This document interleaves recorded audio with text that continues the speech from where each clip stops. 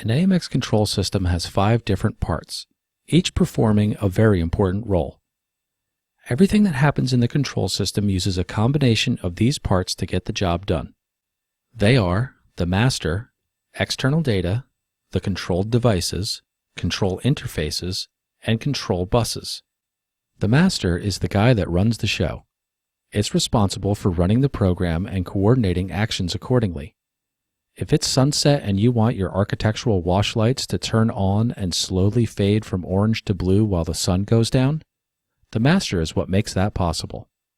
External data is a rather vague term because it is anything that influences the code and triggers some sort of change to occur. The data sources can be as varied as astronomical events like sunset in the previous example, or a simple push of a button on a keypad. Really, anything you want the system to react to can be considered external data. But in most cases, this would likely be some sort of UI, such as a touch panel. Projectors, video codecs, Blu-ray players, and document cameras are all examples of controlled devices. If it's a device, and it's being controlled, it's a controlled device. Now, the control interfaces are the physical ports of communication between the master, external data, and controlled devices. There are several different control interfaces available: serial, AXLink, infrared, relay, digital I/O, and Ethernet.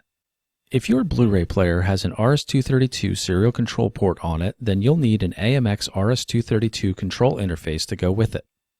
For RS-232 and IR devices, you'll need one control port for every device you wish to communicate with.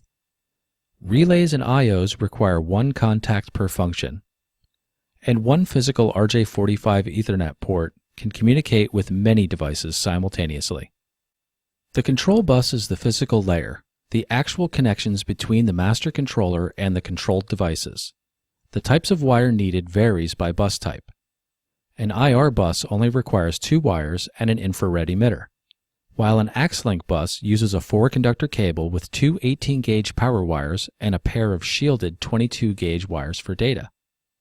The easiest and most universal control bus to deal with is definitely Ethernet because it uses standard wiring types, connector pinout, and a defined set of communication transport protocols. This is why most AMX devices use Ethernet to communicate with one another. Well, now you know the basic parts of the system.